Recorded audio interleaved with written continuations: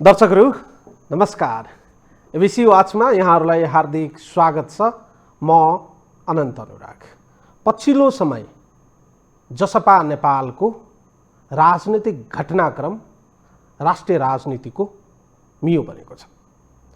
राजनीतिक दलभित्र वैचारिक सैद्धान्तिक र कार्यक्रमका बारेमा फरक फरक तर्क वितर्कहरू हुन सक्दछ, तर राजनीतिक दलभित्रको विवाद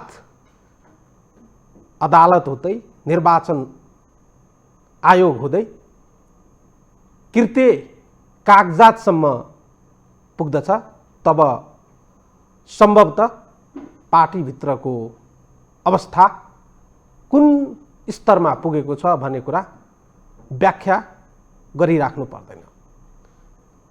पछिल्लो समय जसपा नेपालभित्र गत पौष 7 गतेको कार्यकारिणी बैठकको निर्णयलाई लिएर फेरि घमासान मचेको देखिन्छ। पौष 7 गतेको निर्णय अनुसार पार्टीको कार्यकारिणी हेरफेर गर्ने सर्वाधिकार पार्टीका अध्यक्ष महन्त ठाकुरलाई दिइएको माइनुटहरू यति बेला समाचार माध्यममा छरपष्ट रूपमा वितरण भइरहँदा पार्टीका अर्का समूह, पार्टी अध्यक्ष उपेन्द्र यादव समूहले यो कृत्य जालसाजी हो भनेर आरोप र खण्डन गरिरहेका छन्। आरोप प्रत्यारोपको बीचमा जसपा नेपाल उपेन्द्र यादव समूहले पार्टीको आधिकारिकताको लागि निर्वाचन आयोगमा आफ्ना सबुतसहित पेश पनि गरिसकेका छन्। सम्भवतः 30 दिनभित्र निर्वाचन आयोगले जसपा नेपालको आधिकारिकताको बारेमा टुङ्गो लगाउनेछ। यता महन्त ठाकुर समूहबाट निर्वाचन आयोगमा कार्यकारिणी समितिका सदस्य हेरफेर सहित र पौष 7 गतेको निर्णयको माइनुट सहित जुन दाबी गरिएको छ, यो दाबीले जसपा नेपालभित्र एक किसिमको कोलाहल नै मचिएको स्थिति छ। त्यसो हो भने जसपा नेपालभित्र अहिले चर्चामा रहेको यो कृत्य माइनुट प्रकरणको वास्तविकता, जसपा नेपालभित्रको विवादको समाधान र राष्ट्रिय राजनीतिमा जसपा नेपालको विभाजनको असरको बारेमा हामी कुराकानी गर्नेछौँ। हामीसँग जसपा नेपालभित्रको सुरुवातदेखि अहिलेसम्म केन्द्रबिन्दुमा रहनुभएका जसपा नेपालका युवा नेता, पूर्व मन्त्री र अहिलेका कार्यकारिणी समितिका सदस्य समेत रहनुभएका नेता मोहम्मद इस्तियाक राईले आजको कार्यक्रममा हामीले निम्त्याएका छौँ। कार्यक्रममा उहाँलाई स्वागत गरौँ। इस्तियाकजी, कार्यक्रममा स्वागत गर्न चाहन्छु। धन्यवाद। आरामै हुनुहुन्छ? एकदम ठिक छ। निकै दौडधुप गर्नु परेको छ होला है तपाईँहरूलाई? अब समय र परिस्थितिले त दौडधुप त राजनीतिक दलको कामै हो। राजनीतिक दलको काम राजनीतिक गर्ने हो। राजनीतिक दलले देश र जनतालाई केन्द्रबिन्दुमा राखेर राजनीतिक गर्नुपर्दछ।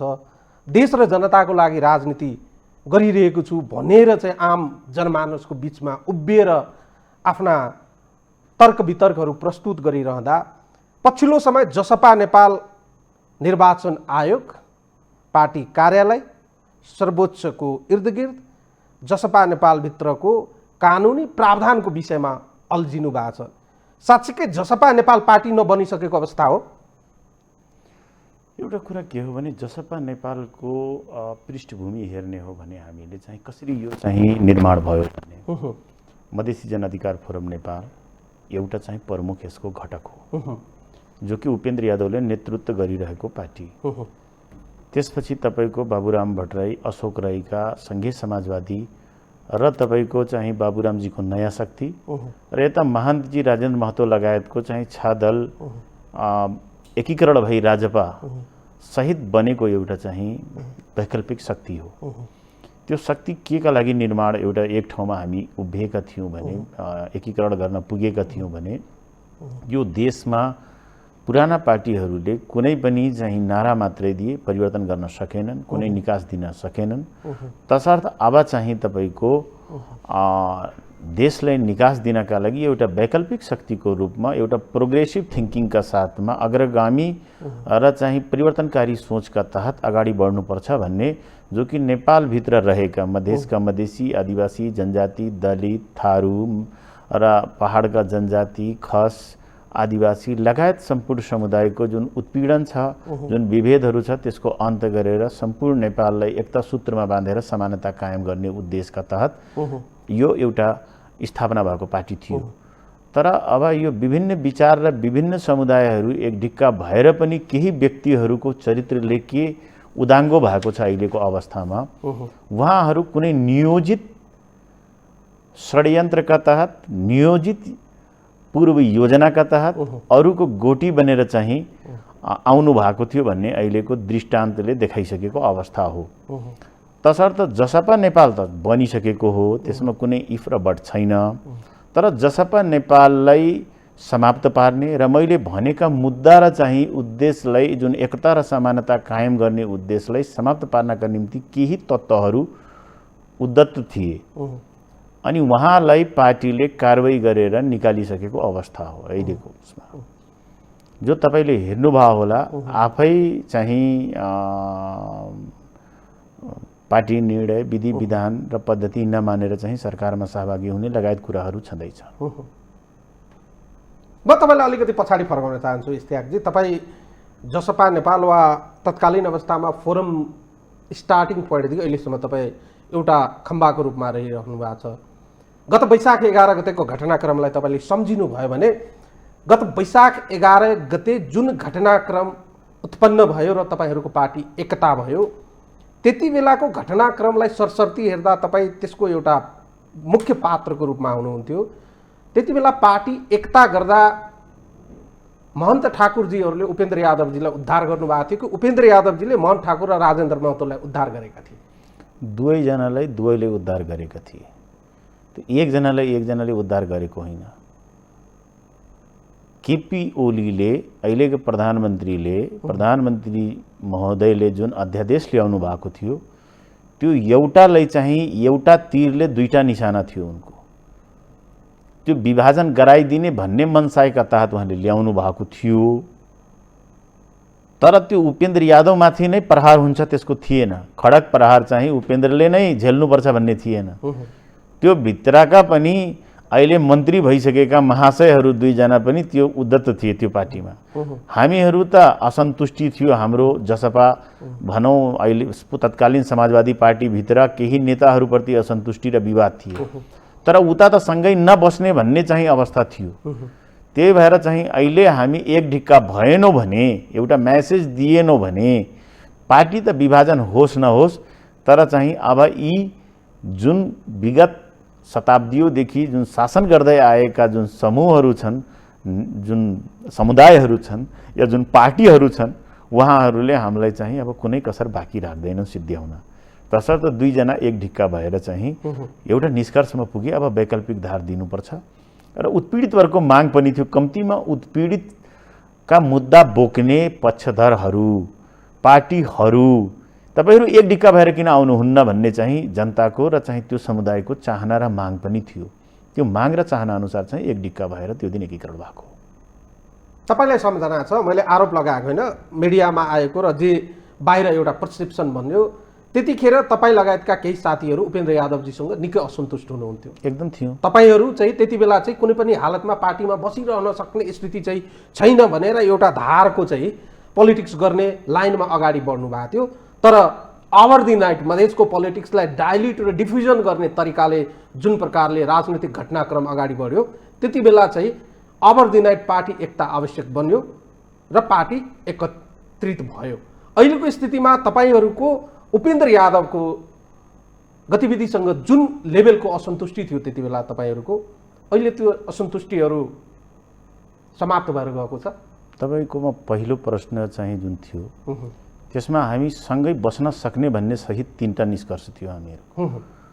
नेताहरू चाहिँ स्वेच्छाचारी हुनु हुँदैन। सामूहिक निर्णयमा पार्टी चल्नुपर्छ र मुद्दामा एक ढिक्का हुनुपर्छ। त्यस्तो सुधार गरिएन नेतृत्वताले भने त्यसको हामी विकल्प खोज्न तयार हुन सक्छौँ। त्यो उपेन्द्र यादवले चाहिँ हामी नेतृत्वच्युत पनि गर्न सक्ने अवस्था हुन सक्थ्यो, तर पार्टी विभाजनकै अवस्था थिएन। तपाईँ एउटा क्लियर हुनुहोस्। तपाईँ एउटा र उपेन्द्र यादव होइन, हाम्रो त सधैँ सङ्घर्ष के हो भने पार्टी स्वेच्छाचारी व्यक्ति हुनु हुँदैन। पार्टी हामी डेमोक्रेट कन्ट्री, डेमोक्रेट पार्टी हो र हाम्रो विचारधारा स्पष्ट हुनुपर्छ र कुनै पनि कलेक्टिभ लिडरसिपमा पार्टी चल्नुपर्छ भन्ने मान्यता हो। त्यो चाहिँ सँगै सङ्घर्ष हुन्छ। त्यो बेला आत्मालोचना सहित हाम्रो पार्टीका अध्यक्ष उपेन्द्रजी, बाबुरामजी, अशोकजी, राजेन्द्रजी लगायत चाहिँ अब हामी कलेक्टिभ लिडरसिपमा पार्टी लैजान्छौँ। मलाई लाग्छ त्यो एकीकरण जुन भन्नुभएको छ त्यसको 2 दिन पहिल्यै हाम्रो अशोकजीको डेरामा सहमति भइसकेको अवस्था थियो। हामीले विभाजनै गर्नु थियो भने त हामीसँग त्यति सङ्ख्या थियो जुन अध्यादेशबाट हामीले खड्ग प्रसाद शर्मा ओलीले ल्याएको प्रहार हामी प्रयोग गर्न सक्थ्यौँ। तर हाम्रो पार्टी विभाजन उद्देश्य थिएन। म तपाईँले स्मरण गराउन चाहन्छु, म सीतानन्दन राईजी त्यो पार्टीमा हुँदा पार्टी दर्ता नहुँदै मधेसी जनअधिकार फोरम नेपालको केन्द्रीय समितिमा म हुँ। अहिलेसम्म कन्टिन्यू त्यो पार्टीभित्र चाहिँ उपेन्द्रजी, म र राम सहायजी 3 जना हौँ। बाँकी आते जाते धेरै भए, तर कन्टिन्यू हामी छौँ।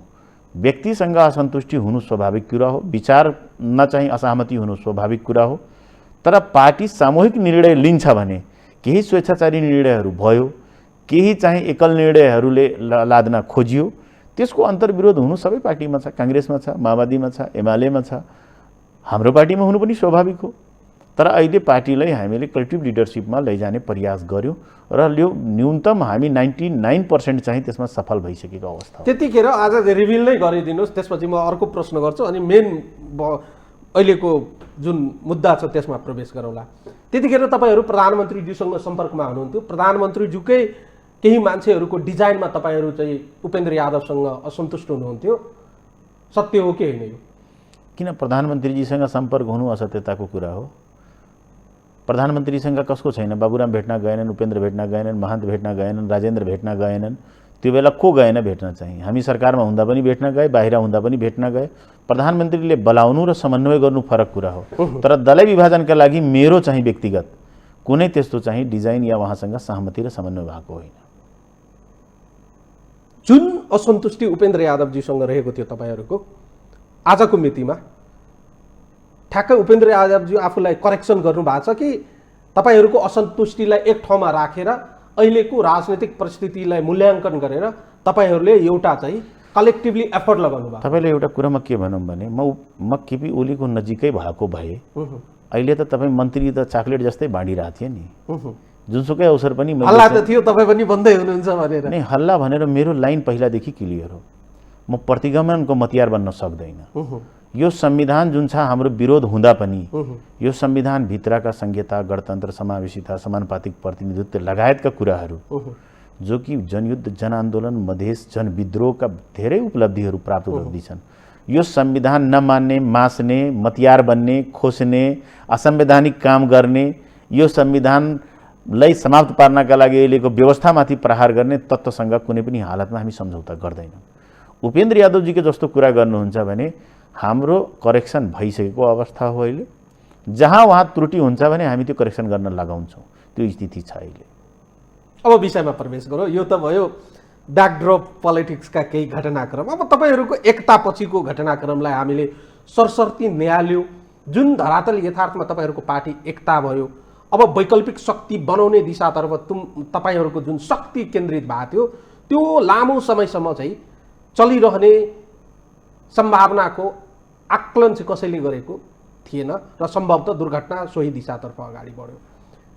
तपाईँहरूले अहिले जुन वस्तुस्थितिमा राष्ट्रिय राजनीतिलाई अग्रगमन र प्रतिगमनको नारा दिनुभएको छ, उपेन्द्र यादवजी र महन्त ठाकुरजीहरूको डिफ्रेन्ट ओपिनियन र डिफ्रेन्ट लाइन चाहिँ कहाँनिर आयो र पार्टी 2 लाइनमा विभक्त भयो। तपाईँ एउटा मध्यस्थकर्ताको हैसियतले काम पनि गर्नुभएको छ, हामीलाई थाहा छ, आन्तरिक रूपमा पनि र बाहिर रूपमा पनि पार्टी एकता गराउने र 2 अध्यक्षलाई एक ठाउँमा ल्याएर एउटा सामूहिक हस्ताक्षर गर्ने वातावरण बनाउने काम पनि तपाईँले गर्नुभएको छ। ठ्याक्कै 2 नेताको 2टा विचार कहाँबाट आयो र किन त 2 ठाउँमा विभक्त भयो पार्टी। त्यसपछि अर्को विषयमा प्रवेश गर्छु म 4 लाइनमा मात्रै उत्तर दिन्छु। एउटा व्यक्ति स्वाधीन हुनुपर्छ। एकजना स्वाधीन भए, एकजना चाहिँ स्वाधीन हुन नसकेको पहिलो। यानी आफूद्वारा आफू विवेकले स्वविवेकले निर्णय गर्ने चाहिँ पार्टीको हित र चाहिँ जनताको हित र आफ्नो मुद्दाको हितमा निर्णय गर्ने, एउटा चाहिँ अरूबाट सञ्चालित भएर निर्णय गर्ने। दोस्रो के हो भने विवाद कहाँदेखि देखियो, म एकदम पोइन्टमा म भन्छु। पुस 5 गते केपी शर्मा ओलीज्यूले चाहिँ प्रधानमन्त्रीज्यूले विघटन गर्नुभयो अनि 7 गते हामी बैठक बस्यौँ। असंवैधानिक कदम हो, देशभरि आन्दोलन गर्ने यसका विरुद्धमा भनेर सुरुवात पनि गऱ्यौँ पनि। हाम्रो नेताहरूले प्रतिगमनकारी हो भनेर जोर-जोरले भने, नसलवादी, प्रतिगमनकारी के भने, जे भन्नु पर्थ्यो सबै भने। तर चाहिँ अन्तिममा तपाईँ आएर अन्तिममा जब फागुन 11 को फैसला भन्दा केही पहिला चाहिँ नेताहरूको बोली, केही नेताहरू राजेन्द्रजी र महान्तिजीको बोलीहरू चेन्ज भयो। प्रतिगमन हो, तर चाहिँ यो संसद पुनर्स्थापित भए पनि यसको रिजल्ट के हुने, यसको परिणाम के हुने भन्ने चाहिँ कुतर्कहरू सुरु भयो। त्यहाँबाट चाहिँ थोरै तिक्तता नेताहरूभित्र उत्पन्न भयो र हामीले चाहिँ तपाईको निर्णय गर्यौँ कार्यकारी समितिबाट। के निर्णय गर्यौँ भने त्यही बेलामा हामीले निर्णय गर्यौँ, सर्कुलर गर्यौँ त्योभन्दा थोरै पहिला चाहिँ कि जुन देशभरि जसको कमिटी छ त्यो वैधानिक, जसको छैन भने उसलाई समायोजित मात्रै गर्ने। तब वैधानिक 6 जना त अब प्राली प्राइभेट लिमिटेड जस्तो थियो, त्यसमा त कुनै कमिटी या चाहिँ तपाईको निर्वाचन या कुनै अधिवेशनबाट थिएन। हाम्रो त लगभग निर्वाचित अधिवेशन कमिटी मधेसका सबै जिल्लामा थिए र पहाडका पनि अब अशोकजी र बाबुरामजी आइसकेपछि लगभग हाम्रो 77 मध्ये 75 जिल्लामा निर्वाचित कमिटी नै अवस्था थियो। अब त्यो अवस्थालाई चाहिँ निर्णय त गर्यौँ, तर अब त्यो निर्णयले गर्दा जसपा नेपालको समाजवादी घटक पूर्वको तत्कालीन समाजवादी घटकले 90% सङ्गठनमाथि उसको नेतृत्व हुने देखिएपछि उहाँहरू चाहिँ अब समायोजन नगर्ने भन्ने सबै ठाउँमा विरोध र केही न केही बखेडा झिक्न थाल्नुभयो। र सबै घटनाक्रम हुँदा चाहिँ जब पुस 11 चाहिँ संसद पुनर्स्थापित भयो र एमाले र माओवादीलाई फागुन 23 को फैसलाले छुट्याउने निर्णय भयो, त्यो दिनदेखि उहाँहरूको चाहिँ गतिविधि पार्टीको विरुद्धमा सुरु भयो। महान्जी राजेन्द्रजीको कुन गतिविधि सुरु भयो भने लक्ष्मणलाल कणर र चाहिँ शर्मेन्द्रनाथ शुक्लालाई बिना पार्टीको निर्णय वार्ताकार बनाइदियो। विवाद उत्पन्न भयो। त्यसपछि 5 जना नेतालाई वार्ताकार बनायो पार्टीले। वार्ताकार बनाइसकेपछि उहाँहरूले वार्ता गर्ने, एकपटक उहाँहरू चाहिँ ओलीलाई भेट्न अनि त्यसपछि प्रचण्डलाई भेट्न र चाहिँ शेरबहादुर देउवालाई भेट्न गए, तर 2 जना वार्ताकारलाई पार्टी अगेन्स्ट हो भन्ने चाहिँ फिर्ता बोलाएनन्। त्यो विवादहरू उत्पन्न सुरु भयो। विवाद उत्पन्न हुँदै जाँदा हामी मधेस मुद्दाका लागि छौँ भनेर चाहिँ हामी पनि मध्यस्थता गऱ्यौँ। ल ठिक छ, केपी ओलीले सबै यो मुद्दा सम्बोधन गरिदिन्छ भने, हाताहाती नगदी गरिदिन्छ भने हामी त्यसमा चाहिँ कम्प्रोमाइज गर्ने बिचको बाटो निकाल्छौँ भन्ने भन्यौँ। तर 3 महिना हुँदैन नागरिकता विधेयक लगायत कुनै मुद्दा चाहिँ सम्बोधन हुन सक्ने अवस्था आएन। त्यसपछि 2टा नेता एकदम बिल्कुल वार पारमा लागिसके। वार पारमा लागिसके, कोही रिसोर्टमा सांसद कब्जा गर्छ, पैसाले किन्ने छ्यापछ्यापी भयो नि, बजारमा किन्ने प्रयास गरियो, रिसोर्टमा लगेर राख्यो, फोटो नै सार्वजनिक भयो। अरू पार्टीको सांसद जुन एउटा चाहिँ विशेष चाहिँ विभाग नै प्राप्त छ एमालेका नेताज्यूको, त्यो विशेष विभाग प्राप्त चाहिँ नेताज्यूले नै त्यही काम गर्नुभयो। त्यहाँ विभिन्न प्रदेशमा पनि गरिराख्नु भएको छ उहाँले, विशेष उहाँलाई धन्यवाद छ। अब त्यो विशेष काम उहाँले मार्फत भयो। धेरै तिक्तता भइसकेपछि अब पार्टीलाई यो वैकल्पिक धारालाई कुनै पनि हालतमा बचाउनुपर्छ भन्ने हामी दोस्रो तहका नेताहरू, पुस्ताका नेताहरू लाग्यौँ। उताको पनि केही नेताहरू चाहिँ त्यसमा भूमिका निर्वाह गर्नुभयो, यताका पनि हामी निर्वाह गऱ्यौँ। र निर्वाह गर्दा 2टा खास गरेर उताको राजेन्द्रजी सुरुदेखि नै त्यस पक्षमा हुनुहुन्थेन, तर महान्तजी चाहिँ होइन, मलाई सरापिन्छ हामीले भनेपछि उहाँ आउनुभयो उपेन्द्रजीसँग र 8 बुन्दे सहमति भयो। 4 गते के सहमति भयो 8 बुन्दे भने, 1 केपी ओलीको प्रतिपक्षमा बस्ने भन्ने चाहिँ क्रियल, तपाईहरूले त पाउनु भएकै होला त्यो कुरा, केपी ओलीको प्रतिपक्षमा बस्ने। दोस्रो, आफ्नो नेतृत्वको सरकार बनाउन अवसर पायो भने नेतृत्व गर्ने। तेस्रो, हामीले चाहिँ तपाईको राष्ट्रिय सहमतिको सरकार निर्माण भयो भने त्यसमा पनि आफ्नो समर्थन र सहभागिता जनाउने। चौथो, अब गुट उपगुट र गुटबन्दी नगर्ने, सामूहिक नेतृत्वमा निर्णय गर्ने भन्ने चाहिँ यति तपाईले पाउनु भएको हो। सम्पूर्ण सञ्चार माध्यममा आएकै कुरा हो 2 नेताको। तर त्यो 15 मिनट नबित्दै उहाँ त्यहाँदेखि बबरमहल आफ्नो पूर्व राजपा कार्यालय पुग्दै समाचार आउँछ राजेन्द्र महतो हस्ताक्षरित वित महान ठाकुर चाहिँ संसदीय दलको नेताको सचिवालयमा दर्ता हुन्छ। हामी पार्टी अफिस बालकुमारीमै बसेका थियौँ। उपेन्द्र यो पुरै प्रक्रियालाई नजिकबाट विषयमा प्रवेश गरेर हेर्ने हो भने एकदमै सपाट भाषा प्रयोग गरेर म तपाईँलाई प्रश्न सोधिरहेको छु। अहिलेको जसपा भित्रको विवादको चुरो प्रधानमन्त्री केपी शर्मा ओलीलाई मन पराउने वा नमन पराउने, सत्तामा जाने वा नजाने, मधेसको माग मुद्दा पुरा गराउने वा नगराउनेको इर्दगिर्द छ कि यसभन्दा बाहेक पनि केही छ? म होइन, तपाईँ पहिला परिवेश गर्नुहोस्। यहाँ अरू केही होइन, त्यो उहाँले आफ्नै सम्झौताले उल्लङ्घन गर्नुभयो। म परिवेश गर्दै थिएँ, संसदीय दलमा दर्ता गर्नुभयो। उपेन्द्रजीले फोन सुरु गर्नुभयो, 2 दिनसम्म फोन उठाउनु भएन। 6 गते प्रधानमन्त्रीले आह्वान गर्यो, 7 गतेका लागि 5 बजेसम्म आउनुहोस् तपाईँहरू भनेर चाहिँ 76 5 बमोजिम। उहाँले फोन नउठाएपछि 7 गते बिहान उपेन्द्रजी उनको निवास पुग्नुभयो। उहाँ र उहाँको निवास थोरै नजदिक दूरीमा छ। पुग्दाखेरि उहाँ लिस्ट बनाउन मन्त्रीको व्यस्त हुनुहुन्थ्यो, बाहिरबाट सुन्नुभयो। तर उहाँले आग्रह भन्नुभयो काङ्ग्रेसले 3टा विकल्प सारिया छ अगाडि, एउटा जसपाले नेतृत्व गरोस् या माधव नेपाल पक्षले गरोस् या मलाई पायो भने 3टै विकल्पले ओपन गरेका छ। म परिस्थितिजन अवस्थामा प्रधानमन्त्री बन्दैन उहाँले उपेन्द्रजीले भन्नुभयो। तर 12 बजे आऊ, हामी पदाधिकारीहरू बैठेर केही निर्णय गरौँ। तपाईँले आफै 8 बुन्दे सहमति गर्नुभयो, त्यसको बरखिलाफ यो काम भयो। संसदीय दल लगायतको योले अलि चाहिँ मेसेज राम्रो दिया छैन। हल्ला 12 बजे आउँछु भन्नुभयो, तर त्यहाँबाट उहाँ उठेर एउटा गुटको फेरि भेला गर्नुभयो। 12 बजे राति क्यान्टिनमा चिया खाना जानुभयो राष्ट्रपति कार्यालय। सबै चाहिँ सर्वस्व बुझाएर आउनुभयो र हामीले सुन्यौँ हेऱ्यौँ मिडियामा कि वहाँ तत्कालीन राजपा संसदीय दल जुन थियो त्यहाँबाट चाहिँ उहाँको उद्घोष हुन्छ, हामीले केपी ओलीलाई बहुमत सांसदहरूले समर्थन गर्यौँ र परिस्थितिजन्य अवस्थामा म प्रधानमन्त्री बन्दिनँ भनेर भन्नुभयो। अब भन्नुहोस् तपाईँ, उहाँले प्रतिपक्ष बस्ने पनि उल्लङ्घन गर्नुभयो, आफ्नो नेतृत्व पनि उल्लङ्घन गर्नुभयो स्वीकार गरेको। अब राष्ट्रिय सहमति यता, किन केपी ओली त आधा पार्टीको नेता हो नि। तर 27 गतेको संसद भित्रको बैठकमा तपाईहरूले नै निर्णय गर्नुभएको थियो, हाम्रा सांसदहरूलाई चाहिँ हामी खुल्ला छोड्छौँ, आफ्नो चाहिँ स्वविवेक प्रयोग गर्छन् भनेर भन्नुभएको थियो। तर उपेन्द्र यादव तपाईँ लगायतका केही व्यक्तिहरू चाहिँ प्रधानमन्त्रीको विपक्षमा लाग्नुभयो। महन्त ठाकुरजीहरू त निष्पक्ष रूपमा तटस्थ बसे। तपाईँ पछाडि किन जानुहुन्छ? तपाईँ पछाडिको विषय जब अन्त भइसकेपछि अगाडि आउनुहोस् न। त्यो दिन जसको जे मन लाग्छ गर्न पाउने भन्ने 5 जनाले निर्णय गरे। पार्टी विभक्त त्यही सुन्नुहोस् न, पहिला एउटै पार्टी भित्र मलाई प्रश्न गर्न दिनु। होइन, तपाईको प्रश्नको उत्तर पूरा भएको छैन। पहिला हेर्नुहोस् आनन्दजी, तपाईको 27 गतेको हकमा जोले जता गएर चाहिँ पनि, किनकि त्यहाँ कुनै अरू विकल्प थिएन, किनकि कोही उम्मेदवार त थिएन, त्यहाँ भोट हाल्ने निर्णय गर्यो। त्यो दुर्भाग्यपूर्ण निर्णय थियो 5 जना नेताको। तर त्यो कसको प्रस्ताव थियो भने राजेन्द्रजी र महानजीको प्रस्ताव थियो। ठिक, तर चाहिँ त्यो दिन जे गरे पनि 15-15 दुईतिर गयो। त्यो दुर्भाग्यपूर्ण निर्णय थियो, एक ढिक्का हुनु पर्थ्यो, हुन सकेन। एक र तपाईँको लाई म के भन्छु भने 4 गते 8 बुन्दे प्रस्ताव जुन निर्णय गरे दुई नेताले, उपेन्द्र यादव र महान ठाकुर त संस्था हो नि, कुनै व्यक्ति त होइन। अध्यक्षका हैसियतले साइन गरे नि दुईजनाले। त्यो 8 बुन्दा पछि भएका घटनालाई त समाप्त, हामी अब यो विवाद समाप्त पार्दैछौँ, अब हामी सामूहिक गर्छौँ भनेको विषय हो नि। त्यो त 4 गते 8 बुन्दे सहमति दुई नेताको, त्यसको बरखिलाफ उहाँले गर्नुभयो कि गर्नु भएन? केपी ओली आधा गुटको नेता हुन्।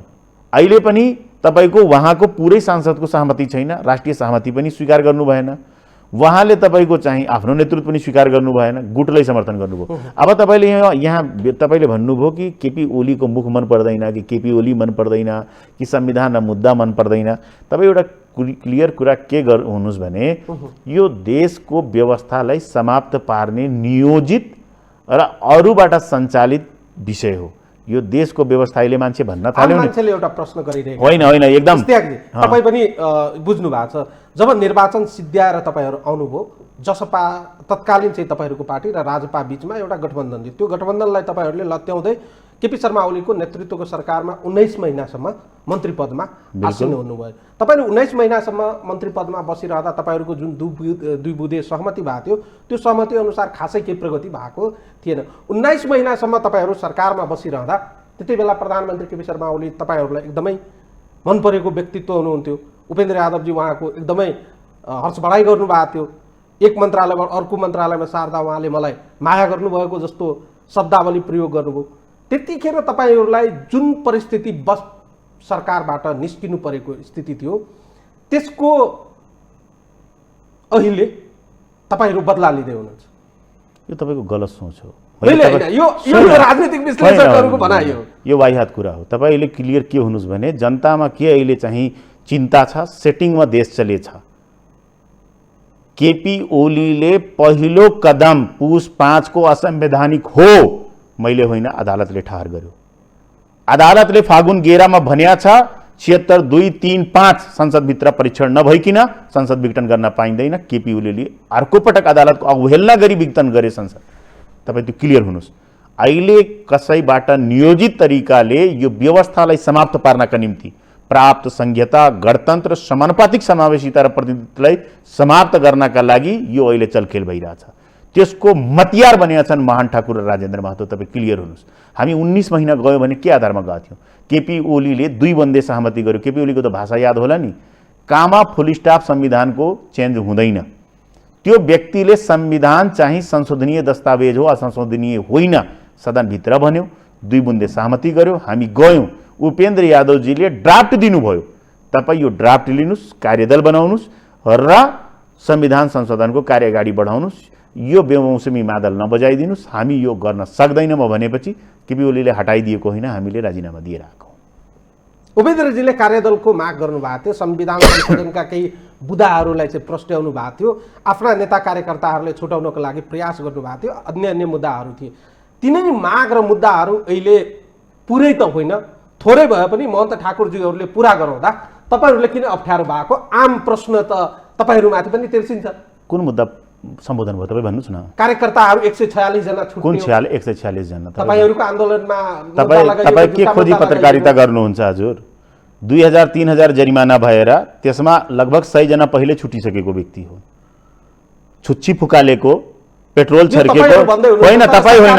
अरे भाइ, तपाईँ आन्दोलनमा हो कि म आन्दोलनमा हो? तपाईँले एक मिनट सुन्नुहोस् न। तपाईँ अनन्तजी, तपाईँ प्रश्न गर्नुहुन्छ भने सुन्ने धैर्यता राख्नुहोस्।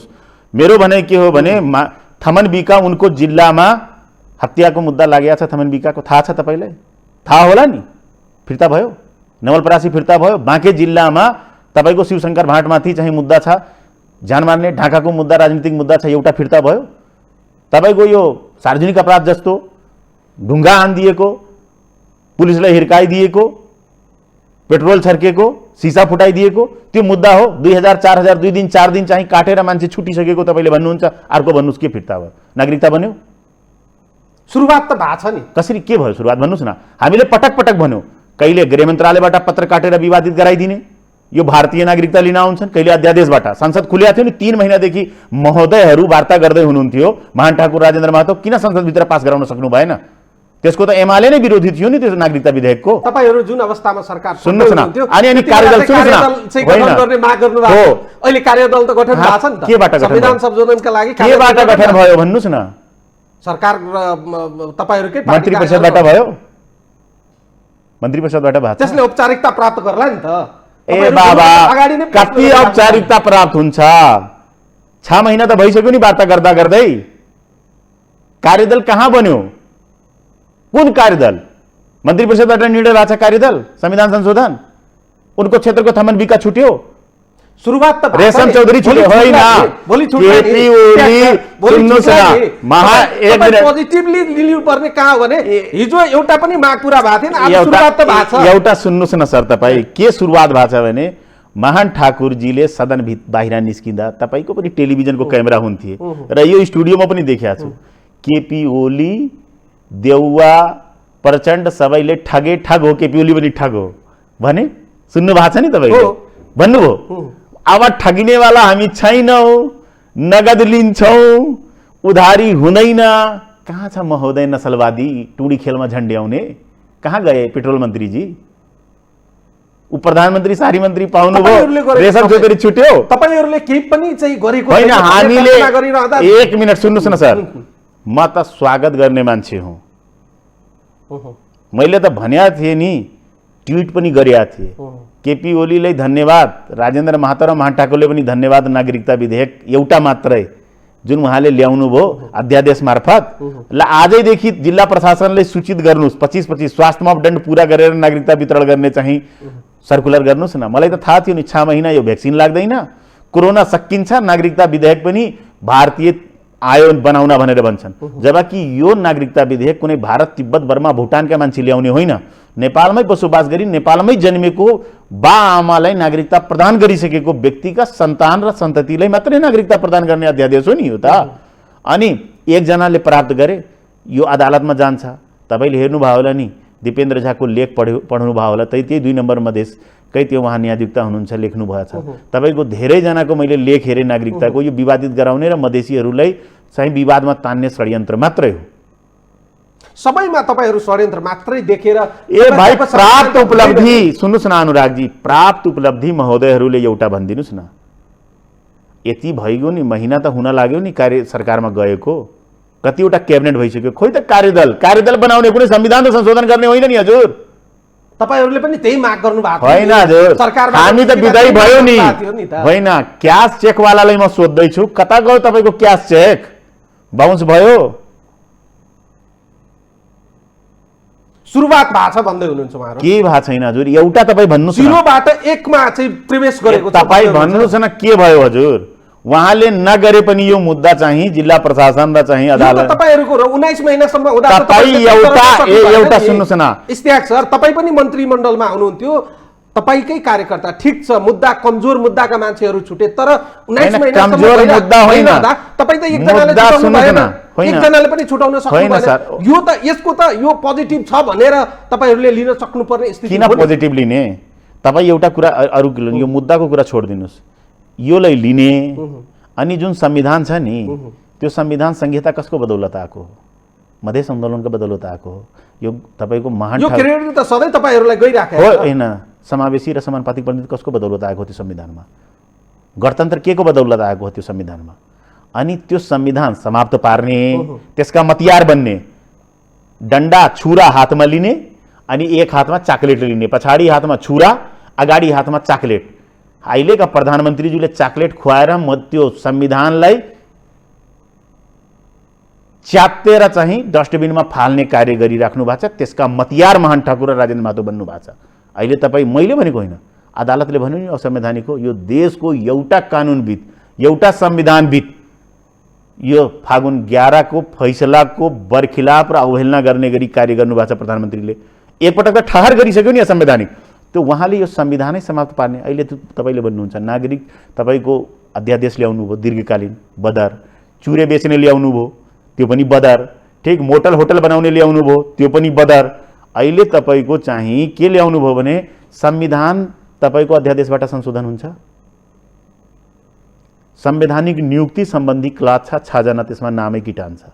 प्रधानमन्त्री, प्रधान न्यायाधीश, सभामुख, राष्ट्रिय सभा अध्यक्ष, प्रतिपक्षी दलका नेता, उपसभामुख। त्योले के गर्नुभयो? अहिलेका प्रधानमन्त्रीज्यूले कति ज्ञाता हुनुहुन्छ, उनका कानुनी सल्लाहकार कति ज्ञाता छन्, अध्यादेशबाटै त्यसलाई संशोधन गरिदिनु भयो र सबै नियुक्ति पनि भरिदिनु भयो। अब देशै कब्जा गर्नु छ भने जे भरे पनि हुन्छ नि, संविधानलाई मान्ने। अब त्यो रातलाई दिन बनाइदिने, दिनलाई रात बनाउने काम हामी साक्षी बन्न सक्दैनौँ। यो संविधान समाप्त पार्ने। तपाईँले म एउटा इतिहास भन्छु, यो महान ठाकुर र राजेन्द्र महतो मैले विभिन्न ठाउँमा भनेको छु। तपाईँले किन भन्दैछु भने म त सुरुदेखि मधेसी जनअधिकार फोरम आइएनजिओ हुँदै यो पार्टीमा हो। 2 जना महोदय त मन्त्री नै थिए कि नेपाल सरकारका। 95% माग पुरा भइसक्यो, राजेन्द्र महतोजीको भनाइ थियो यो बेमौसमी बाजा हुन्, यो उचित 3 माग हुन्। महन्तजी महामहिमजीको के थियो भने हामी पानी का फोका हौँ, बुलबुला हौँ। तर मधेसका जनताले निषेध गरिसकेपछि पार्टी बनाएर चाहिँ छिर्नुभयो। 64 मा ठुलो पार्टी आयो, 2/3ले हामी संशोधन गर्न सक्थ्यौँ मधेसी जनअधिकार फोरम। सुन्नुस् न, कार्यकारीको कुरा नगर्ने हो र तत्कालीन चाहिँ तपाईको संसदीय दलको कुरा गर्ने हो भने तपाईको पार्टीभित्र तपाईहरुको पक्षमा 12 जना, उहाँहरुको पक्षमा 20 जना पुगे। उहाँहरु त बलियो देखिन्छ नि। कहाँ परीक्षण गर्नुभयो तपाईले? उहाँलाई तत्कालीन अवस्थामा संसदको परीक्षण कहाँ हुने हो? संविधानको धारा 76 को 5 अनुसार प्रधानमन्त्रीले समर्थन गर्ने विषयमा 20 जना सांसदहरुको हस्ताक्षर दिनु भएको थियो। कहाँ संसदको हस्ताक्षर दिएका छन्? 2 जनाले हस्ताक्षर दिएका छन्, महान ठाकुर र राजेन्द्र महतोले। उहाँहरुको पक्षमा त्यति छन् भनेर उहाँले त 32 भन्नु भएको छ, कहाँ 20 भन्नु भएको छ? उहाँले त 32 भन्नुभएको, 20 कहाँ भन्नुभएको? तपाईँ पढ्नु भएको छैन, उहाँ बिर्सिनु भयो। तपाईँ तपाईँ बिर्सिनु भयो। 121 र 32 भनेर 153 दावा पेश गर्न जानुभएको राति 12 बजे क्यान्टिनमा।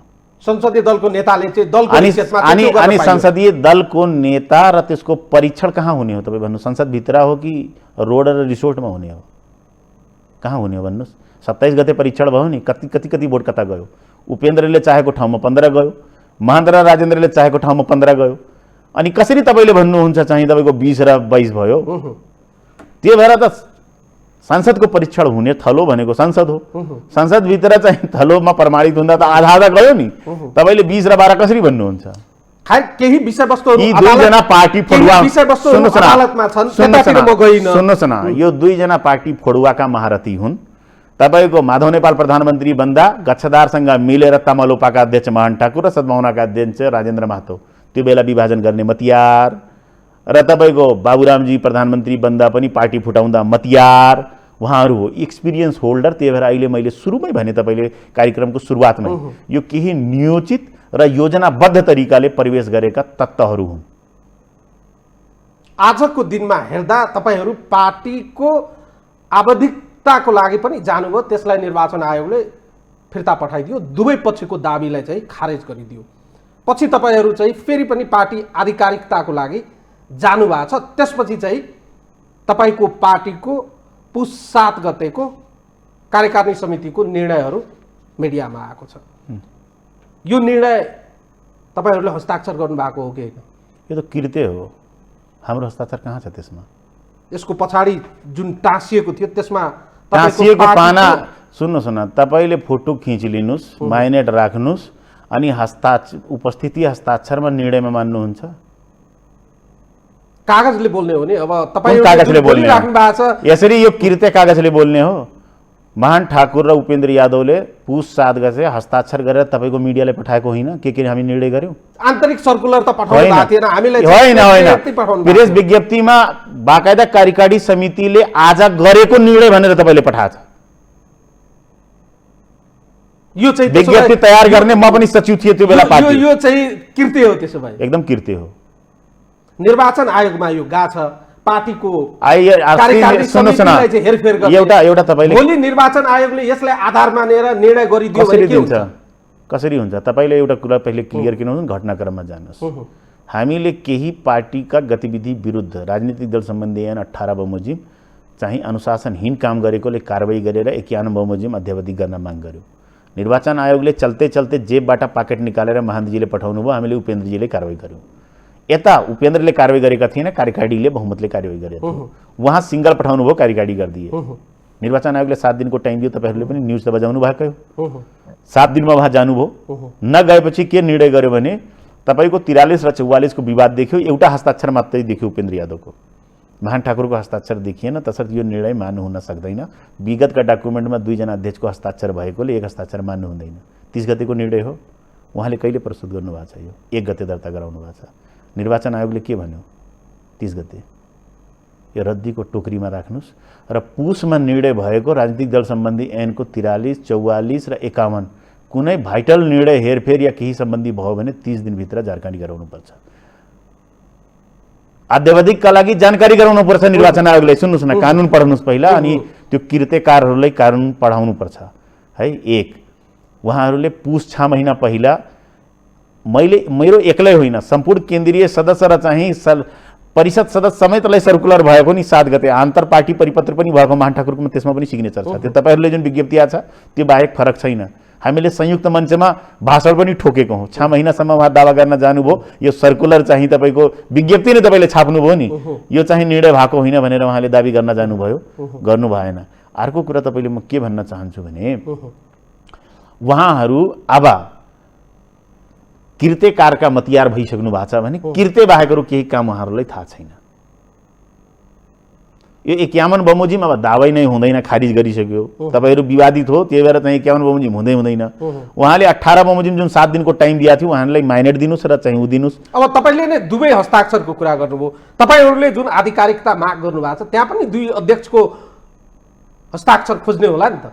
होइन, त्यहाँ चाहिँ अब 43 र 44 संविधान तपाईँको राजनीतिक दल सम्बन्धी ऐनको दफाले 43-44ले के भन्छ भने तपाईँको पार्टीको काम कारबाही अवरुद्ध भयो कसैको हस्ताक्षर बिना, तपाईँको लोगो, छाप, झन्डा र केन्द्रीय कार्यकारी समिति या केन्द्रीय समितिको आधिकारिकतामा विवाद उत्पन्न भएपछि 30 दिनभित्र चाहिँ आयोगलाई जानकारी दिने हो। र आयोगले के गर्छ भने 15 दिने सूचना दिन्छ 44 बमोजिम, फेरि उहाँहरूले माग गर्नुभयो भने 10 दिनको म्याद थप्छ, त्यसपछि शनाखत गराउँछ, टाउको गन्छ। अब 53 जनाको व्यवस्था हो कार्यकारिणीको, हाम्रो चाहिँ अन्तरिम विधान 18 धारा 18ले 53 जनामा 51 जना छन्। 51 जनामा उहाँहरूको पछिको 1 जना रेशम चौधरी जेलमा छन्, 50 जना छन्। त्यो 50 जनामा 30 जना सहित हामी गइसकेको हो निर्वाचन आयोगमा, टाउको गनाउँछ। जसको बहुमत 26 पुग्यो भने उसलाई पार्टी जसपा दिन्छ, जसको पुगेन भने उनलाई नयाँ दर दर्ता गर्ने भन्छ। त्यही हो। तपाईहरूले यो पढ्नुभयो होला, मैले चाहिँ सरसर्ती पढ्दा यसमा जे जति विषयवस्तुहरू लेखेका छन् यो कन्टेन्ट शुद्ध चाहिँ कृत्य हो कि यसका केही बुदाहरू मात्रै कृत्य हो? यो टोटलै कृत्य हो। तपाईँले चाहिँ 7 गतेको निर्णयको जुन फर्मेटबाट जुन टैली हुन्छ नि कम्प्युटरमा प्रिन्ट गर्ने, त्यो हस्ताक्षरवाला हेर्नुहोस्, त्यसको माथिको उपस्थितिको हेर्नुहोस् र यसको हेर्नुहोस्, फरक छ।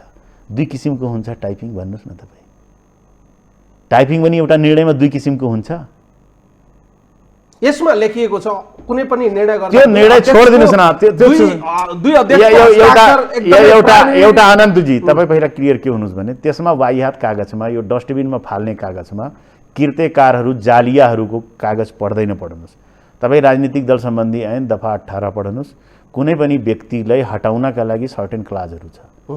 उसको गोजीको हो मान ठाकुर र राजेन्द्र महतोको, जसलाई निकाल्ने अनि हटाइदिने भनेर। हेरफेर भनेको त्यस्तै हो। इस्तियाक राईले पनि हटाइएछ उनको लिस्टले।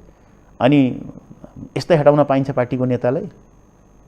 हटाउन पाइन्छ? तपाईँ भन्नु। क्वेशन गरे, हाइपोथेटिकल क्वेशन गरे, जुन क्वेशन गर्नुहोस्, हाइपोथेटिकल क्वेशन गरे। कतिपय प्रश्नहरू चाहिँ सर्वोच्चको अहिले मातहतमा रहँदा चाहिँ त्यहाँ विचाराधीन मुद्दा चलिरहँदा त्यसको बारेमा प्रश्न गर्नु त्यति उचित नहोला, तर कदम कदाचित जुन प्रकारले तपाईहरूलाई चाहिँ पार्टीको आवधिकको लागि तपाईहरूले माग दाबी गर्दा जुन प्रकारले तपाईहरूलाई खारेज गरिदिएको स्थिति थियो, अहिले जुन प्रकारले तपाईहरू पार्टीको आधिकारिकताको जुन माग गर्न जानुभएको छ त्यसलाई पनि सोही तरिकाले खारेज गर्ने स्थिति बन्यो भने चाहिँ गर्नै सक्दैन। तपाईहरूलाई पार्टी एकता जोगाउनुस् भने सन्देश दिन खोजेको हो भनेर पार्टीका कार्यकर्ताहरूले बताउँछन्। होइन, तपाईँको यो गलत हो। अब 43 र 44ले तपाईँको अब जोड्ने या खारिज गर्नै सक्दैन। 51 बमोजिम उहाँले 43 बमोजिम विवाद देखिएकोले यसबाट निर्णय गर्न मिलेन भनेको हुँ। 43-44 मिल्दैन। हामी के भनेका छौँ भने अल्पमत र बहुमतको कुरै छोडिदिनुहोस्। बहुमत हामीसँग छ। हामी सच्चाइ र विगतका मधेस आन्दोलन, जनजाति, आदिवासी र पहाड हिमाल मधेस तराई जुन आन्दोलनहरू छ नि उत्पीडित वर्गको, त्यो भनेको अहिले संविधान मिचुवाका मतियार बन्नका लागि त्यो म्यान्डेट होइन। त्यो मतियार बन्न सक्दैन। त्यो मतियारहरूसँग हामी चाहिँ समन्वय गरेर एकीकरण गरेर पनि हिँड्न सक्दैन। त्यो क्लियर हुनुहोस् तपाईँ। र त्यो निर्णय एउटा प्रश्न गर्छु, त्यसपछि राष्ट्रिय राजनीतिको कुरा गरौँला।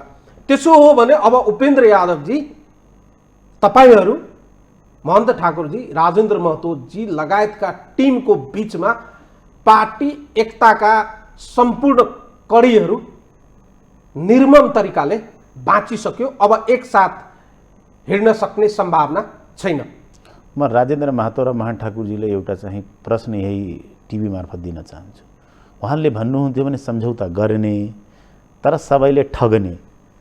उहाँहरूले पनि जेठ 4 गते उपेन्द्र यादव सहित हामीले सम्झौता गरायौँ। हामी नेताहरूले, तपाईँले भन्नुभयो, हामीले पुरै पहल गरेर कुनै पनि हालतमा पार्टी जोग्योस्। तर ती महाशयहरू 15 मिनट पनि टिक्नु भएन आफ्नो हस्ताक्षरमा। ठग्नुभयो, मधेसलाई ठग्नुभयो। कार्यकर्ता र हामी नेताहरूको चाहना एक ढिक्का रहोस् पार्टी, त्यसलाई कुठाराघात गर्नुभयो, धोखा दिनुभयो। त्यही भएर चाहिँ अब त्यो भाँचिने भन्नुहोस्, हामीले भाँचिएका होइनौँ। पटक पटक भन्यौँ हामीले। प्रधानमन्त्री तपाईँ भन्नुहोस्, महन ठाकुरलाई सन्देश उपेन्द्र यादवले दिएका होइनन्। म, मान्य रेणुजी, मान्य प्रदीपजी, राजेन्द्र महतोको घरै गयौँ हामी। यही पछाडि छ तपाईँको। महोदय नेतृत्व गरिदिनुहोस्, तर यो संविधानै समाप्त पार्ने व्यक्तिको हामी मतियार नबनौँ। संविधान र कानुन मिच्यो भने, यो व्यवस्था नै समाप्त भयो भने हाम्रो मधेसका जनताले, उत्पीडित जनताले, पहाड हिमालका चाहिँ हामीलाई सराप छ। पस्न दिँदैन गाउँघरमा। जुत्ताको माला लगाएर चाहिँ घुमाइदिन्छ। किनकि यो व्यवस्था समाप्त भयो भने यो संविधान समाप्त हुन्छ। संविधान समाप्त भयो भने संहिता जान्छ, गणतन्त्र जान्छ, समावेशिता जान्छ, समानुपातिक प्रतिनिधित्व जान्छ। आज जे आयोगको नाममा हामीले दुनियाँको कुरा गरेका छौँ त्यो सबै समाप्त हुन्छ। यो हाम्रो हजारौँ माओवादी जनयुद्धका इस्तियाकजी कतिपयले यो प्रश्न पनि गरे, जब संविधान घोषणा भयो त्यतिखेर उपेन्द्र यादवजीको एउटा शब्द निकै चर्चामा रह्यो, यो खारेज गरिनु पर्दछ। त्यसपछि केही समय पछि आएर चाहिँ उहाँले पुनर्लेखनको कुरा गर्नुभयो। त्यसपछि चाहिँ पछि आएर अलिक चाहिँ फेरि पछि आएर संशोधनको कुराहरू गर्नुभयो। तपाईहरू पनि त एक तरिकाले आफ्ना ग्राफहरू, आफ्ना भनाइहरूमा एकरूपता राख्न सक्नु भएको देखिँदैन? एउटा समय र परिवेश र परिस्थितिले मान्छेहरू चाहिँ अब मेरो गोरुको 12% भनेर एउटा उखान छ नि, अब 12% माग्यो भने त 12% त पाइँदैन नि। हामीले माग र मुद्दा जुन जनताको हो, स्टेप त मधेस आन्दोलनमा पनि 10 स्टेप चाहिँ अगाडि बढेको हो, 2 स्टेप पछाडि पनि हटेको हो। जनयुद्धका पनि हेर्नुहुन्छ भने त्यही भएको हो, जनआन्दोलनको पनि स्टेप हेर्नुहुन्छ भने त्यही भएको हो। कुनै पनि आन्दोलन हामी वार र पार हुँदैन। तपाईको हाम्रो सङ्घर्ष र मागहरू यो संविधानलाई नै समृद्ध बनाउन त सकिन्छ नि। 72 को संविधानै खारिज हो भन्ने चाहिँ त होइन। यसका त धेरै व्यवस्थाहरू मधेसका जनतासँग हिजोका दिनमा गरिएको प्रतिबद्धता अनुसार त सम्भव त कोही पनि चलेको देखिँदैन। समय र घटनाक्रमले मधेस आन्दोलनले धोखाधडी गरेको देखिन्छ। तपाईहरूलाई अलिकति सम्झना गराए, त्यसपछि म राष्ट्रिय राजनीतिमा आउन चाहे। फेरि प्रश्न आइहाल्यो, मलेटको घटनाक्रमपछि चाहिँ तपाईहरूले चुनाव जितेर जुन प्रकारले घटनाक्रम भयो मलेटमा, त्यसपछि चाहिँ राष्ट्रिय राजनीतिमा तपाईहरूले ओलीसँगको जुन तपाईहरूको कटुता रह्यो, त्यसपछि तपाईहरूले हतार एउटा चाहिँ तपाईहरूको गठबन्धनलाई त्यागेर राजपा चाहिँ सरकारलाई समर्थन गर्ने तर सरकारमा नजाने, तपाईहरू चाहिँ सरकारमा जाने निर्णय गर्नुभयो। त्यतिखेर तपाईहरूलाई चाहिँ कता कता चाहिँ त्यो मलेट घटनामाथि चाहिँ अन्याय गर्नुभएको भन्ने आरोप पनि तपाईहरूमाथि छ। यस अर्थमा के प्रश्न छ भने आम जनताको तर्फबाट, सामाजिक सञ्जालमा तपाईँ सक्रिय हुनुहुन्छ, तपाईँलाई थाहा छ, मधेससँग धोका नगर्ने त मान्छे पाउन त कठिन पो देखियो त अहिले। तपाईँको यो प्रश्न हो, मेरो व्याख्या के हो भने म तपाईँले भन्न चाहन्छु भने केपी ओली सरकारले त समर्थन महान ठाकुर राजेन्द्र महतो र चाहिँ हाम्रो उपेन्द्रजीले पनि गर्नुभयो र यो नेपालको जुन चुनावको व्यवस्था छ नि, समानुपातिक निर्वाचन र चाहिँ प्रत्यक्ष निर्वाचन, मिश्रित निर्वाचन प्रणाली र थ्रेसहोल्ड, त्यसले गर्दा 2/3 त छोडिदिनुहोस्, बहुमत पनि कुनै पार्टीको एकाल आउने सम्भावना छैन। र नेकपा जुन बन्यो माओवादी एमालेको एकीकरणपछि हामीलाई के लाग्यो भने हाम्रो त्यति सङ्ख्याले मात्रै 17-18 को सङ्ख्याले 2/3 पुग्यो र संविधान संशोधन हुन्छ। त्यो आधारमा संविधान संशोधन गराउनका लागि हामी गएको, कुनै मलेट घटनालाई धोका दिनका लागि गएको होइन। र तपाईँले स्मरणमा के गराउन चाहन्छु भने विभिन्न उहाँहरू महोदयहरूले जुन ढिग्रा फिट्नुहुन्छ, मैले गरेँ, यो गरेँ, त्यो गरेँ, मधेस आन्दोलनमा मधेसी जनअधिकार फोरम नेपालले अन्तरिम संविधानलाई नै संशोधन गरेर जे उपलब्धि प्राप्त गरेको थियो भने उहाँको उपलब्धिहरूको कुरा गर्नुहुन्छ भने धोका दिने, दुनियाँ गर्ने भन्ने त्यो होइन। उहाँहरूले पनि के आधारमा गर्नुभएको थियो केपी ओलीले, तपाईँले स्मरण गर्नुहोस्। समर्थन अहिलेको सरकारलाई पटक पटक बालुवाटार पनि जानुभयो, हामी त छँदै थियौँ सरकारमा, बाहिरबाट हामीले समर्थन गऱ्यौँ, तपाईँले संविधान संशोधन हुन्छ भन्नुभयो सदनभित्र, हामीलाई समर्थन गर्नु, संविधान चाहिँ संशोधनीय दस्तावेज हो, असंशोधनीय होइन भनेर चाहिँ हामीले भन्यौँ। त्यो आधारमा हामी समर्थन गऱ्यौँ, संशोधन गर्नुहोस् भनेर भन्नुभयो। त आखिर बाहिर जानुहोस् या भित्र जानुहोस्, समर्थन त समर्थन हो नि तपाईँको। कुरा त्यही हो, हामीले धोका दिएका होइनौँ। अहिले तपाईँहरू तपाईँको पार्टीभित्रको अहिले पुरै विभाजन नभएको हुनाले तपाईँको पार्टी भनिराखेको छु, 2 समूह 2 ठाउँमा खुट्टा राख्नु भएको छ। तपाईँहरूलाई अहिले माधव कुमार नेपाल, प्रचण्ड, शेरबहादुर देउवा निकै प्रिय पात्रको रूपमा तपाईँहरूको लागिरहेको देखिन्छ भने महन्त ठाकुर, राजेन्द्र महतो समूहलाई प्रधानमन्त्री केपी ओलीज्यू एकदमै प्रिय पात्रको रूपमा रहिराख्नु भएको छ। तपाईहरू पनि त्यही ठाउँमा हुनुहुन्छ जसलाई तपाईँहरूले अहिले अग्रगमनकारी भन्दै हुनुहुन्छ। ती शक्तिहरूको विरुद्धमा त हिजो पनि तपाईँहरू हुनुहुन्थ्यो। तपाईँहरू माधव कुमार नेपाल, प्रचण्ड, शेरबहादुर देउवासँग जाँदैमा अग्रगमनकारी हुने महन्त ठाकुर, राजेन्द्र महतोजीहरू, तपाईँको प्रश्नै चाहिँ तपाईँको त्यति समय सान्दर्भिक छैन। तपाईँले अहिले त जानु भएको छ। होइन, सुन्नुहोस् न, तपाईँ पहिला कुरा, केपी ओली प्रतिगमनकारी हो, असंवैधानिक कदम चालेको हो, कानुन मिचुवा हो, संविधान मिचुवा हो, अनि त्यसका मतियार भनेको महान ठाकुर र राजेन्द्र महतो हुन्। केपी ओली मैले भनेको होइन, अदालतले भनिसक्यो नि ऊ असंवैधानिक कदम चालेको, एकपटक भनिसक्यो, अर्को पटक पनि भन्छ, मलाई विश्वास छ। तपाईँ क्लियर के हुनुहोस् भने केपी ओलीका दायाँ बायाँ केपी ओली आफैले सङ्घ इकाइ हो, यो चाहिँ समानुपातिक प्रतिनिधित्व समावेशिता भाँडो भयो भनेको छ नि, तपाईँले यो मिडियामै सम्प्रेषण गर्नुभएको समाचार हो। र त्योले जुन अहिले संविधानमाथि प्रहार गरिरहेछ, संहितामाथि प्रहार गरिरहेछ, समानुपातिक प्रतिनिधित्वमाथि प्रहार गरिरहेछ, हामीले त्यो मधेस आन्दोलन जनयुद्ध जनआन्दोलनबाट प्राप्त उपलब्धि हो। अनि त्यसैको उहाँहरू मतियार बन्नुभएको छ। उहाँकै पार्टीको माधव नेपाल र चाहिँ तपाईँको शेरबहादुर देउवा, जनमोर्चा, उपेन्द्र यादव, हामीहरू मिलेर चाहिँ त्यो संविधानलाई समाप्त पार्ने योजना, संहिता, गणतन्त्र र समानुपातिक प्रतिनिधित्वलाई समाप्त पार्ने योजनालाई विफल पार्ने उद्देश्यले एकसटमा ठाउँ हाम्रो शेरबहादुर देउवाको मुख राम्रो भएर या उनको चाहिँ अग्रगमन या हामी मिलेर यो अग्रगमनकारी भयो भने विचारले अग्रगमन हुन्छ, विचार र चाहिँ सिद्धान्तले र काम गरेको आधारमा प्रतिगमनकारी हुन्छ र अग्रगमनकारी हुन्छ। तपाईँ क्लियर हुनुहोस्। अहिले केपी ओलीले संविधान मान्या छैन, अध्यादेशबाट संविधान संशोधन गरेर देशै कब्जा गर्ने आयोगमा नियुक्ति गर्यो, असंवैधानिक कदम चालेर संसद विघटन गर्यो, अदालतकै फागुन 11 को फैसलाको विपरीत अवहेलना हुने गरी पुनः चाहिँ संसद विघटन गरे असंवैधानिक तरिकाले। अदालतले नै भनिएको छ तपाईँको 2, 3 र 5 धाराले संविधान 76 को 2, 3, 5 संसदभित्र परीक्षण नभइकन चाहिँ विघटन गर्न मिल्दैन, अवहेलना सहित फेरि गरे। अनि त्यो भनेको के हो भने अहिलेको व्यवस्था नै खराब हो भन्ने मनसाय त जनताको सवाल आइरहेछ नि। अनि त्यसले समाप्त पार्नका सुन्नु दाबी गरे अनुसार तपाईले दाबी गरे अनुसार पुस 5 गतेको उहाँको निर्णयलाई सर्वोच्चले उल्टाइदिसकेपछि उहाँले त्यसलाई होइन, उल्टाएको होइन। केपी ओलीको निर्णय असंवैधानिक गैर कानुनी हो। उहाँलाई त्यसले अंगीकार गर्नु भएको छ, त्यसलाई मान्नु भएको होइन, त्योले होइन मान्नु भएन।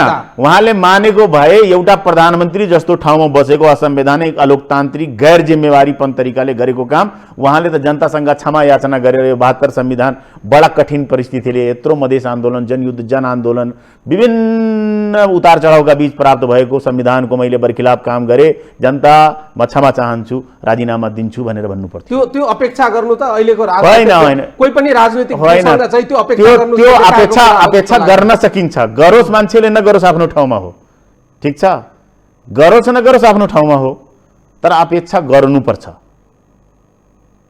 अहिलेको स्थितिमा फेरि पनि विचाराधीन मुद्दाको बारेमा बोल्ने इच्छा छैन, तर हाइपोथेटिकली पुनर्स्थापना भयो भने चाहिँ अर्को राजनीतिक घटनाक्रम अगाडि बढ्लान्। तर यदि निर्वाचनमा जाने निर्णयलाई सर्वोच्चले सही ठहर्याइदियो भने तपाईहरु निर्वाचनमा जाने कि नजाने? कसरी सही ठहराउँछ? दुई तरिकाले मान्छेको सम्बन्धबाट प्रजनन हुन्छ, प्राकृतिक अप्राकृतिक, कानुनी र वैध। अहिले केपी ओलीले निर्वाचन जुन छ त्यो अप्राकृतिक, अवैधानिक, गैर कानुनी तरिकाले गराउन खोजेका छन्। त्यो अदालतले बदर गर्छ, किनकि उसले अदालतले न्याय जुन निर्णय सुनायो फागुन 11 गते त्यसकै बरखिलाफ हो। त्यसमा इफ र बट छँदै छैन, तपाईँ कुरै छोडिदिनुहोस् त्यसको। कारण अदालतको विषयको बारेमा मैले त्यति बहस गर्न रुचाएन, फेरि पनि तपाईँकै पार्टीभित्रको विषयलाई चाहिँ उठान गरेँ भनेपछि अब तपाईहरु एक ठाउँमा रहन सक्नुहुन्न। मधेसमा फेरि पनि हिजोका तपाईहरु हामी त तपाईहरु आफ्नै ठाउँमा फर्किनुहुन्छ। हैन, हामी त जसपा हौं, जसपैमा छौं। कहाँ मैले सपा भनिराख्नु? उहाँहरुले पनि जसपा नै भनिराख्नु होइन, कहाँ भनिराख्नु? उहाँहरु अहिले पनि जसपाको नेता एकदम गलत। जसपाको निर्णय महान ठाकुर र उपेन्द्र यादवले जेठ 4 गते केपी ओलीको प्रतिपक्षमा बस्ने, आफ्नो नेतृत्व पायो भने नेतृत्व गर्ने, या चाहिँ तपाईको राष्ट्रिय सहमतिको सरकारमा सहभागी हुने, यस बाहेक कुनै कदम हाम्रो चाल्ने छैनौं, गुटोबुट नगर्ने, त्यसको मसिना सुक्दै गद्दारी गर्नुभयो, धोखा दिनुभयो र अहिले कृत्य गर्नुहुन्छ। अलिकति तार्किक नहोला, तर जुन धरातलमा टेकेर तपाईहरुले एकता गर्नुभएको थियो नि, उपेन्द्र यादवजीको राजनीतिक विचारधारा, कार्यशैली र महन्त ठाकुर राजेन्द्र महतोजीको विचारधारा, कार्यशैलीकै बीचको भिन्नता हो। उहाँहरू जुन विचारधाराबाट हिजो चाहिँ प्रशिक्षित हुनुहुन्थ्यो, त्यो विचारधारालाई उहाँहरूले चाहिँ छोड्नै सक्नु भएन र तपाईहरु बीचको अहिलेको जुन विवादको मुख्य बिन्दु विचारधाराकै हो रहेछ जस्तो देखिन्छ। हिजोको स्कुलिङबाट उहाँहरू अझै पनि बाहिर आइसक्नु भएको जस्तो देखिँदैन। तपाईले एउटा कुरा, यसको दुईटा पाटो छ। प्रश्न तपाईको चाहिँ डिस्प्युटेड प्रश्न छ। एउटा विचारधाराको कुरा गर्नुहुन्छ भने, नैतिकताको कुरा गर्नुहुन्छ, इमानदारिताका कुरा गर्नुहुन्छ भने, मधेस मुद्दाबाट चाहिँ र अन्य उत्पीडित वर्गको मुद्दाबाट चाहिँ प्राप्त उपलब्धिलाई संरक्षण गर्ने नैतिकताको आधारमा हेर्नुहुन्छ भने हामी चाहिँ अग्रगमनकारी हौँ, प्रतिगमनकारी होइन। त्यो आधारमा विचार मिलेन भन्ने भन्न पनि पाइयो। अर्को पनि तपाईँको एकदम ठिकै हो, उहाँहरू पार्टी फरुवा, स्वाधीन नहुने, अरूबाट सञ्चालित हुने, ठिक छ, अरूको गोटी बन्ने, अरूबाट चाहिँ आफू निर्णय, अरूको विवेकबाट निर्णय गर्ने। तपाईँ बताइदिनुहोस् न, तपाईँले अघिबाट चाहिँ स्वाधीन हुन नसकेको भने अब त्यो त तपाईँहरूको खोजी पत्रकारिताले त्यो कुरा चाहिँ प्रश्न पारिने। बताइदिनुहोस् न, उपेन्द्र यादवजी कति स्वाधीन हुनुहुन्छ? अब तपाईँले म पुरा गर्दैछु त्यो कुरा। त्यो चाहिँ तपाईँको खोजी पत्रकारिताले कसबाट सञ्चालित हो भने जगजाहिर कतिपय कुरा चाहिँ हामीले थाहा नहुने आम जनताका सामु चाहिँ बताइदिनुहोस् न, सजिलो हुन्छ, मलाई पनि सजिलो हुन्छ र तपाईँकै पार्टीका कार्यकर्ताहरूलाई पनि सजिलो हुने होला कि हाम्रा नेताहरू चाहिँ कसरी चाहिँ परिचालित हुँदा रहेछ, कसरी स्वाधीन हुनुहुन्छ। तपाईँलाई एउटा कुरा के भनौँ भने अनन्तजी, क्लियर के हुनुहोस् भने हामी एकदम क्लियर कुरा के हो भने अहिलेको टाइममा जुन स्वाधीन र चाहिँ हामी अरूबाट परिचालित भन्यो भने यो जगजाहिरको विषय हो। र मेरो हिसाबले भन्ने हो भने म आफ्नै पार्टीको नेतासँग भेट्छु, तपाईँहरू त विभिन्न पार्टीका नेताहरूले भेट्नुहुन्छ नि, तपाईँहरूले त बढी थाहा होला म भन्दा, त्यही भएर त्यो खोजी पत्रकारिताबाट त्यसलाई चाहिँ गर्नु होला। र अर्को कुरा म गरे विचारको कुरा गर्नुहुन्छ भने अगर विचारै मिलेको थिएन भने उपेन्द्रजीले राजपासँग किन सहकार्य गरेर चुनाव लड्नुभयो? तपाईको प्रश्न जुन छ नि कम्युनिस्ट विचार कि डेमोक्रेट विचार भनेर कुरा गर्नुभयो। त कांग्रेससँग सहकार भयो चुनावमा, यो दुई चार क्षेत्रमा त भयो नि कांग्रेससँग। अनि तपाईको जब खतरामा पर्छन् त्यति बेला चाहिँ हरेक विचारधाराहरूलाई चाहिँ पन्छ्याएर चाहिँ एक माइक सुन्न होइन, एकदम बिल्कुल। राजपा र चाहिँ तपाईको फोरमको हाम्रो समाजवादी तत्कालीन संघीय समाजवादी फोरमको सहकारी भयो, तर एमाले र माओवादीको त सहकारी भएन कुनै निर्वाचन क्षेत्रमा। हाम्रो कांग्रेससँग बरु भयो, ठीक छ, कांग्रेसले बरु उहाँहरूले पनि समर्थन गरे, तर हामीहरूले कुनै कम्युनिस्ट विचारधारासँग चाहिँ सहकार्य गरेको त्यस्तो चाहिँ जुन तपाईको थिंकिङ छ, तर विचार मिल्यो भने कम्युनिस्ट र चाहिँ डेमोक्रेट भन्ने कुरा हुँदैन। हाम्रो मुद्दा अहिले चाहिँ जुन प्रतिगमन र अग्रगमनको कुरा छ त्यसमा डेमोक्रेट एलायन्स पनि छ, लेफ्टिस्ट पनि त्यसमा छ। त्यही भएर चाहिँ त्यो हामी त्यो कुरा नगरौँ। इमानदारीता कसमा छ? यो व्यवस्था जुन यत्रो परिश्रमले पाएको व्यवस्था हो, कतिजना लाखौं जना त विस्थापित भए नि, हजारौं जनाले शहादत दिए, हजारौं जना बेपत्ता भए। मधेस आन्दोलन, थारू आन्दोलन, मुस्लिम आन्दोलन, जनजाति आन्दोलन, खस आन्दोलन, आदिवासी आन्दोलन, त्योबाट प्राप्त केही उपलब्धि, कोहीले आधा गिलास भन्छ, कोहीले पुनर्लेखन गर्नुपर्छ, जे भने पनि यो संविधानमा त प्राप्त उपलब्धि त छ नि तपाईको, त्योबाट इन्कार त गर्न सकिन्न नि। त्यही व्यवस्था खराब भयो, अहिले नेता खराब भए, अहिले व्यवस्था खराब भए, यो 50 वटा भए, 100 वटा भए, त्यो त पुरानो व्यवस्थामा पनि त्यस्तो थिएन। अहिलेका जुन बच्चाहरूले जुन कमेन्टहरू म पढ्छु भने मलाई दिक लाग्दो र हास्यास्पद लाग्छ भन्ने म एउटा तपाईले भन्छु। व्यवस्थाप्रति भन्ने बहुदलीयको कुरा गर्ने हो भने त त्यो बेला पनि त संसद र मन्त्री त छँदै थिए नि, राष्ट्रिय सभा पनि थिए। अहिले गाउँपालिका 753 भएको छ, त्यो बेला त 3600 कति गाविस अध्यक्ष हुन्थ्यो नि, 9 वटा वार्ड अध्यक्ष हुन्थ्यो, त्यसपछि 4 वटा सदस्य 945, 247 वटा 51 मनोनित गरेर एउटा गाउँपालिकामा 51 हुन्थ्यो। त जनप्रतिनिधिको हिसाबले हेर्ने हो भने त्यो भन्दा कम छ। ज्ञानेन्द्रको हामीले शासनकाल हेर्ने हो भने जिल्ला जिल्लामा जिल्ला प्रशासक बनाइदिया थिए है, अञ्चल प्रशासक बनाइदिया थिए, के नियुक्ति थिए, ठाउँ ठाउँ कार्यालय प्रशासक बनाइदिया थिए। त्यो हेर्ने हो भने हामी परिकल्पना गरौँ भने मलाई लाग्छ अहिलेको व्यवस्थामा त्यो भन्दा कम प्रतिनिधि छन्। त्यही भएर व्यवस्था खराब हुँदैन, व्यक्ति खराब हुन्छ। अहिलेको सम्मानीय प्रधानमन्त्रीज्यू संविधान विपरीत, कानुन विपरीत, व्यवस्था विपरीत, अहिलेको व्यवस्थामाथि प्रहार गरेर संविधान र कानुनलाई नै समाप्त पार्न खोज्नु भएको। अन्तिम प्रश्न गरे, समय पनि थोरै रह्यो। अहिले तपाईहरु जुन एलायन्समा हुनुहुन्छ अथवा नेपाली कांग्रेस, माओवादी र एमालेका एउटा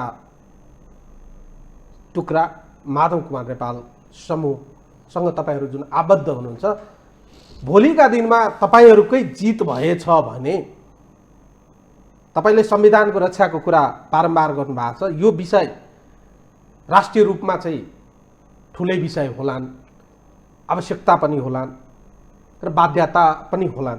तर यसले फेरि पनि तपाईकै जनआधार मुद्दा माग र एजेन्डामा त केन्द्रित हुनु पर्ला। यसले मधेसका ती छोडिएका मुद्दा, माग, एजेन्डालाई सम्बोधन गर्ने, विश्वास गर्ने आधार चाहिँ कहाँ देखिन्छ? एकदम 100% देखिन्छ। सबैभन्दा पहिला त प्राप्त उपलब्धिको रक्षा गर्नुपर्ने अहिलेको आवश्यकता हो। जुन प्राप्त उपलब्धि मैले पटक पटक दोहोरिरहेको छु, प्राप्त उपलब्धिलाई हामीले रक्षा गर्नुपर्छ र त्यसपछि त्यो प्राप्त उपलब्धिको रक्षा गर्ने हेतु अहिले हामीसँग सहकार्यमा को छ? भोलि व्यक्तिको विचार चेन्ज भयो भने त्योसँग सहकार्य हुन सक्दैन नि हाम्रो। त्यही भएर हामी विश्वस्त के हौँ भने जुन काङ्ग्रेस छ त्यो काङ्ग्रेसले त संविधान संशोधन त सदनभित्रै लगिसकेको हो। अहिलेकै एमाले चाहिँ त्यो बेला भोटिङ नगरेर पारित हुन नसकेको हो नि तपाईँको। त्यही भएर हामी त्यति चाहिँ शङ्का र उपशङ्का अहिले भविष्यको नगरौँ। अहिले प्राप्त उपलब्धिका रक्षाका निम्ति जुन सङ्गठन बन्या छ त्यो व्यवस्था, त्यो अहिलेको प्राप्त उपलब्धिलाई रक्षा गर्नुपर्छ, संविधान रक्षा गर्नुपर्छ, प्रजातन्त्र लोकतन्त्र बचाउनुपर्छ, सङ्घीयता गणतन्त्र बचाउनुपर्छ। त्यसपछि बाँकी यावत कुराहरूमा अगाडि बढ्ने हो। तपाईँहरूको क्यापासिटीको आधारमा तपाईँहरूले गरेको माग र एजेन्डा जुन सार्नु भएको छ त्यो पुरा हुने स्थिति चाहिँ देखिँदैन। त्यो चाहिँ गणितले त्यो कुरालाई सपोर्ट गर्दैन। तपाईँहरूको माग हुबहु पुरा गराउनको लागि जुन पक्षलाई तपाईँहरू प्रतिगमन भनिराख्नु भएको छ तिनीहरूको पनि समर्थन र सहयोग आवश्यक देखिन्छ। अथवा जबसम्म मूलधारका ठुला राजनीतिक दलहरू तपाईँहरूको माग र मुद्दाप्रति सहमति जनाउँदैनन् तबसम्म तपाईँहरूको माग र मुद्दाहरू चाहिँ स्थापित हुने सम्भावना देखिँदैन। तर तपाईँहरू आफैले एक पक्षलाई प्रतिगमनकारी भन्नुहुन्छ, अर्को पक्ष तपाईले आफ्नो प्रश्नको आफ्नै जवाब दिनुभयो। तपाईले सुन्नुस् न, मेरो प्रश्न के हो भने तपाईहरू ओलीलाई चिड्याएर, नेकपा एमालेलाई चिड्याएर माधव कुमार नेपाल वा प्रचण्डलाई वा शेरबहादुर देउवालाई रिझाएर मात्रै तपाईँहरूको माग पुरा हुने सम्भावना छ? तपाईँ एउटा कुरा तपाईँकै प्रश्न अनि तपाईँले आफै जवाब दिनुभयो। महान ठाकुर राजेन्द्र महतो ठेकेदारहरू बनेर चाहिँ संविधान संशोधन र माग मुद्दा सम्बोधन गराउन गए, तपाईँ किन विरोधी?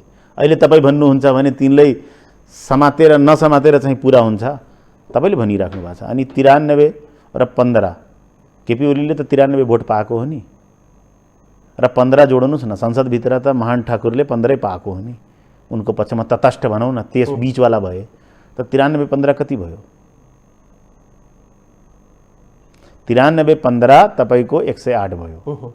अनि 124 त अगेन्स्टमा भोट त परेको हो नि। त्यसपछि तपाईँको 23 जना गएर अदालतमा हस्ताक्षर गरेका छन्, त्यहाँको छोडिदिनुहोस् राष्ट्रपति कार्यालयको।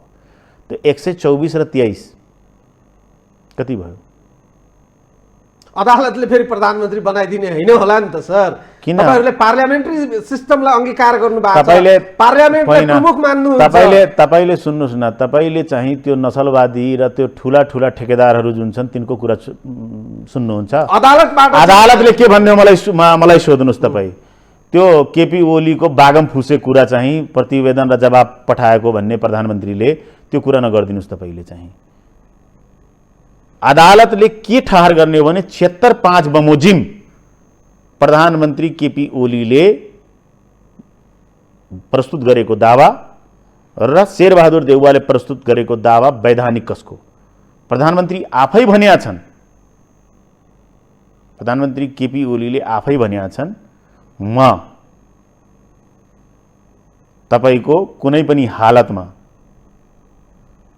बहुमत 93 भन्दा मेरो फरक परिवेश छैन वैशाख 27 को, र मैले बहुमत प्राप्त गर्न सक्दिनँ, तसर्थ 4 बमोजिम 76-4 बमोजिम विश्वासमत लिनु पर्दैन।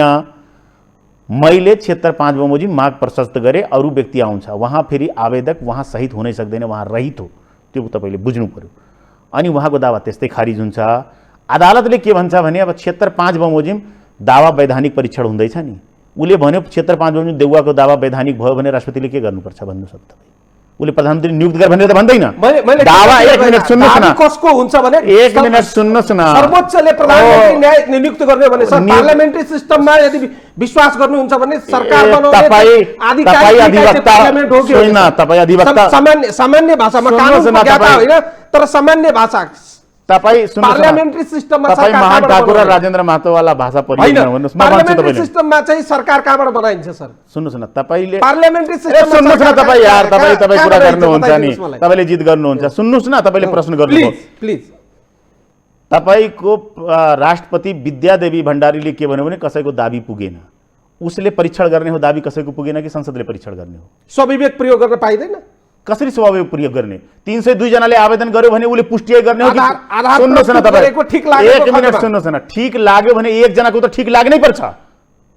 बाध्यात्मक स्थिति होइन नि होइन, सर। कसरी होइन? राष्ट्रपतिजीलाई दुवै बेठिक लाग्छ होइन, राष्ट्रपतिलाई त्यो सुन्नुहोस् न तपाईँ, संविधान पढ्नुहोस् पहिला। प्लिज पढेकै छौँ हामी पनि। 76(5) के हो भने उपयुक्त आधार प्रस्तुत गरेको खण्डमा राष्ट्रपतिले प्रधानमन्त्री नियुक्त गर्नुपर्छ। अनि 76(2) भनेको दलीय व्यवस्था हो, 76(5) भनेको दुई दल र स्वतन्त्र कुनै पनि सांसदले दाबी प्रस्तुत गर्न सक्छ। सुन्नुहोस् न, दुई दलले त समर्थन गर्यो नि, कांग्रेस र चाहिँ माओवादीले समर्थन गरे कि गरेन शेरबहादुर देउवालाई? त्यहाँ त गैर दलीय सांसद पनि थियो त।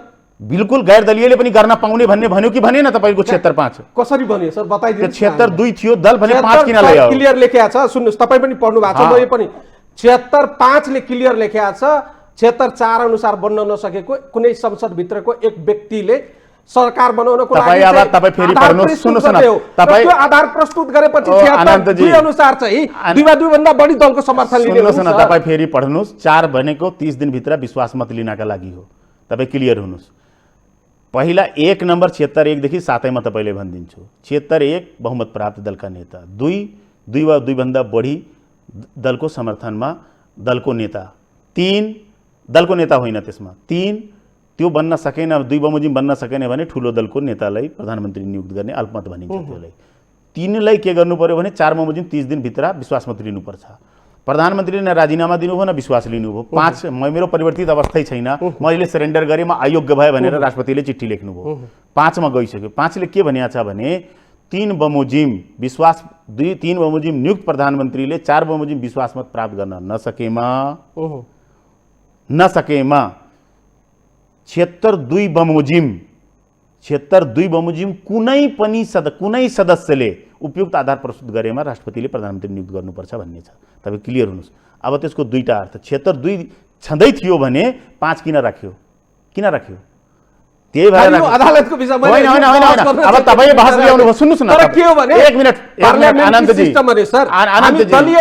दलीय तपाईँ आफ्नै कुरा महत्त्व हुन्छ सर। सुन्नुहोस् न तपाईँ, दल महत्त्व हुन्छ भने एक मिनट सुन्नुहोस् न, सांसदको परिकल्पना गरिन्छ, स्वतन्त्र सांसदको परिकल्पना गरिन्छ सर। तपाईँ यो कराएर हुनेवाला छैन। थ्रेसहोल्ड किन लगायो? त्यहाँ भगाइदिने, रापरपा त स्वतन्त्रको हैसियतले छ, बस्न दिने कि नदिने? तपाईँले जनमोर्चा स्वतन्त्र हैसियतले त्यहाँ प्रतिनिधित्व गर्छ, 3% थ्रेसहोल्डको ल्याउन सकेका छैन, एउटा सिट जित्न सकेका छैन। मजदुर किसानले स्वतन्त्र हैसियतमा प्रतिनिधित्व गर्छ, छक्कबहादुर लामा चाहिँ स्वतन्त्र हैसियतमा जितेर गएछ। तपाईँ फर इक्जाम्पल तपाईँ जसपाको नेता हुनुहुन्छ, तपाईँ संसदीय दलको विकल्पमा जान सक्नुहुन्छ? बिल्कुल जान सक्छु।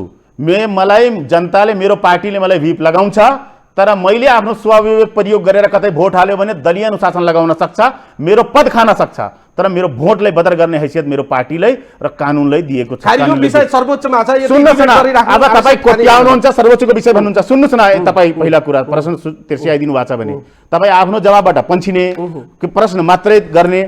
मैले भने 4 जना स्वतन्त्र सांसदको हैसियतले छन् कि छन् भने तिनले जुत्ता लगाएर चाहिँ पठाइदिने, तपाईँले डन्डाले हिर्काएर भगाइदिनुहुन्छ, संसदमा बस्न नदिने।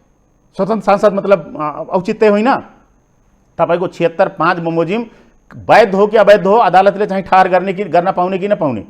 उसले वैध भनेपछि केपी ओलीको दावा वैध कि देउवाको दावा वैध भनेपछि तपाईँको नियुक्त गर्नुपर्छ राष्ट्रपति कार्यालयले। तपाईँ क्लियर हुनुहोस्। पहिला उसले राष्ट्रपति नियुक्त गर्ने होइन, नियुक्त राष्ट्रपतिले गर्ने हो, तर नियुक्त उसले कानुन बमोजिम गरेन, त्यसको परीक्षण कहाँ हुने हो?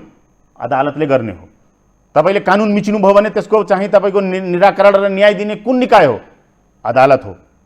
त्यही भएर तपाईँ पहिला क्लियर हुनुहोस्। 76(5) भनेको वैधानिकता कसको हो भने वैधानिक आधारमा 76(5) बमोजिम कसको दावा हो, त्यो वैधानिकता चाहिँ निर्णय गर्ने अधिकार न्यायालय अब छ, न्यायालयमा गइसक्यो। उसले वैधानिक कसको दावा? शेरबहादुर देउवाको दावा। किनकि अहिले त एउटा निवेदन मात्रै परीक्षण हुँदैछ, 32 घण्टा समय निर्धारण गरेको छ 76(5) अदालतले। के गरेको छ भने शेरबहादुर देउवाको चाहिँ दावा वैधानिक कि वैधानिक होइन, उसको दावा वैधानिक हुने बित्तिकै राष्ट्रपतिले कसैको दावा पुगेन भने पत्र खारिज हुन्छ, राष्ट्रपतिको विघटन खारिज हुन्छ। तर अन्तिममा चाहिँ यदि शेरबहादुर देउवाको दाबी यदि खारिज भयो भने त्यसपछि के हुन्छ? खारिज हुँदैन।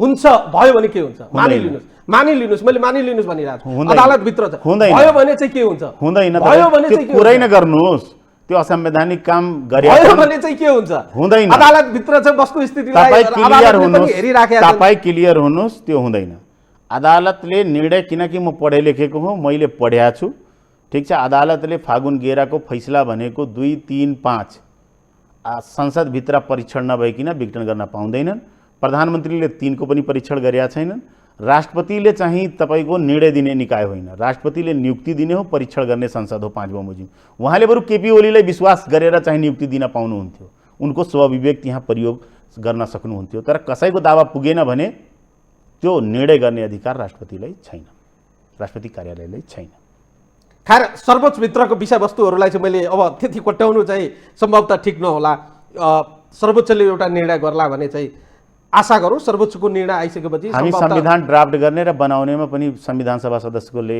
भूमिका खेलिसकेका हौँ कुन मनसायले किन राखिएको भने त्यति थाहा छ आशा गरौँ तपाईहरूले अपेक्षा गरे जस्तै भयो भने तपाईहरूको जित हुन्छ भोलि अब तपाईहरुको आलुलाई अपेक्षा- टमाटर बनाउन सकिन्न 5 वर्ष बित्ने बित्तिकै 72 को संविधानलाई 78 मा आएर चाहिँ आलुलाई अम्बा बनाउन सकिन्न अम्बालाई चाहिँ अहिले त घण्टा त्यस्तै बनाउन गोलमटोल सकिन्न। भइराखेका छन् त्यो तपाईहरुले प्रधानमन्त्री जे हाम्रो उद्देश्य- जे उद्देश्य मेरो- राख्नु भएको थियो त्यो उद्देश्य तपाईले अनुसार भन्नुभएको छ नि कतिपय धाराहरूलाई त तपाईहरुकै माध्यमबाट तपाईहरुले नै आफ्नै तरिकाले व्याख्या विश्लेषण हामीले होइन त्यसका तर्क वितर्क होइन, गरिराख्नु भएको त्यो छ विभिन्न समितिहरूमा तर्क वितर्क भएको तपाईँले भन्नुभयो नि मेरो काका प्रधानमन्त्री सम्मानीय प्रधानमन्त्री केपी शर्मा ओलीज्यूले नै चाहिँ त्यसलाई पटक पटक उल्लङ्घन गरिराख्नु भएको छ मैले उल्लङ्घन गरेको होइन र हामीहरूले तर्क वितर्क गरे होइनौँ हामीले 72 को संविधान जारी हुँदा 64 देखि 72 सम्म के डिबेट भयो किन कुन धारा राख्यो भने त्यतिसम्म हामीले सरकार बनाउने सांसद हो भने त्यतिमा त कम्तीमा हामी राख्छौँ नि आशा गरौँ तपाईहरुको पक्षमा वा विपक्षमा सर्वोच्चको जे निर्णय आए तापनि